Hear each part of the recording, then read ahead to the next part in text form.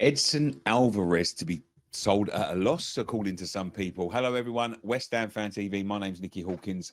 Once again for a transfer daily, and it's all outgoings today. I think some of these are very justified. I think some of them are a little bit risky, and I think some of them are absolute downright crazy. But let's get right into it.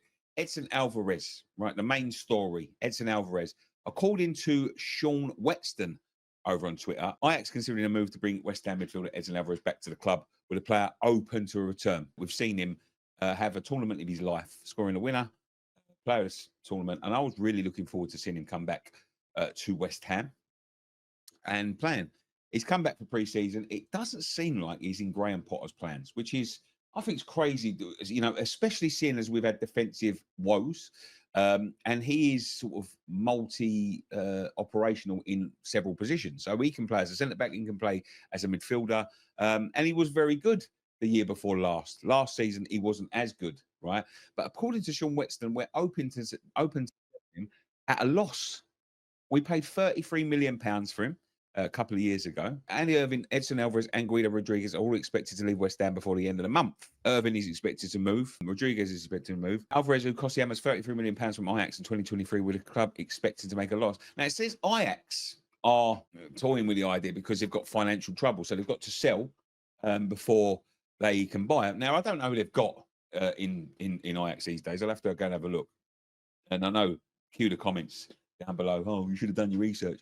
But I'm just doing this on the fly quickly because this has baffled me. So just had the tournament of his life. Was a lot better than Kudas last season, who we sold for a profit. Wasn't great last season. Just had the tournament of his life. Scored the winner.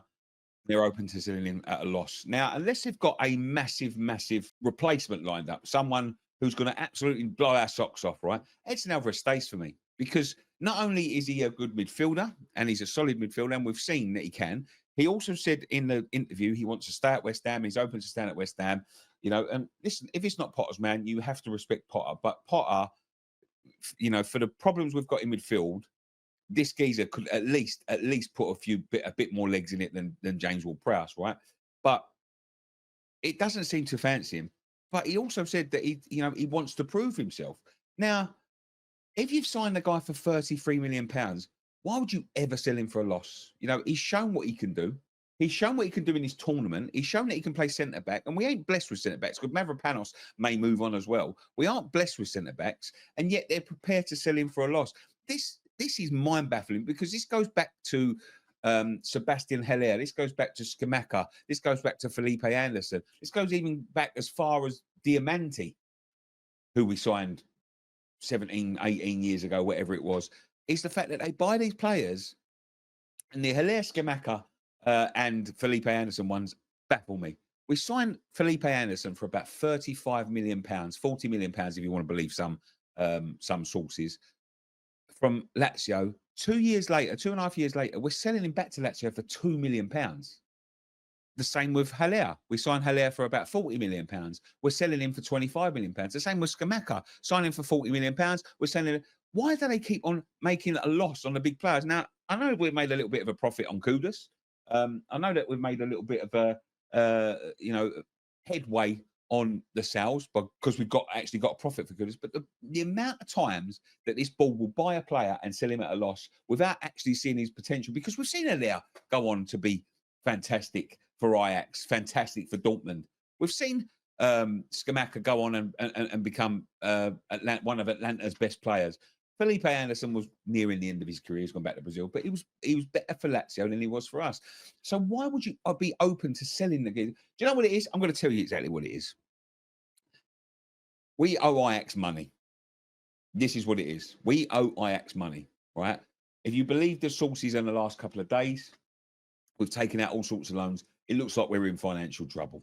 Yeah, they're trying to balance the books, so to speak. They're trying to make sure FPS don't come and get us. FPS? Is that right? FPS? But they're trying to make sure we owe them money. If they can get him back to Ajax and just say, look, do you know that 20 million quid we owe you, or that 10 million quid? Why don't we just write that off and you can have him back for another 10 million quid? That is exactly what it is. It was the same with Lazio. Yeah. They want to just write off some of the debt, which is fucking baffling, to be quite honest with you, because that it still comes out in their books that they made a profit, and they haven't exchanged money either way. So it still comes out in their books that we've got 10 million quid to come out of the bank next year, but we've then got an instant 10, 15 million quid. It's fucking madness. It is fucking madness, to be quite honest with you. I won't be selling him. He's versatile. That was the word I was looking for earlier. Just had a great tournament defensively. Our defense isn't proven. You know, there's problems with Kilman. Guerre's just come back. Tadibo still unproven for me. Alverez has shown me that he can play centre back, so I would be keeping him. Andy Irving expected to move the club to Scotland for about 3 million quid. Listen, the club's supposed to be Celtic, so Celtic would be the one moving for Andy Irving. And £3.5 million is what they were expected to accept. They previously rejected £2.2 million for the cult figure. Would you be opening to selling Andy Irving? Andy Irving has got some good abilities. He has got some good abilities. Is he ever going to get his chance in his team? I don't know. And the last one, of course, is Rodriguez, who's meant to move to a Saudi club. It doesn't say who the Saudi club is, but he's meant to be moving to a Saudi club within the next 7 days for around £6.5 million.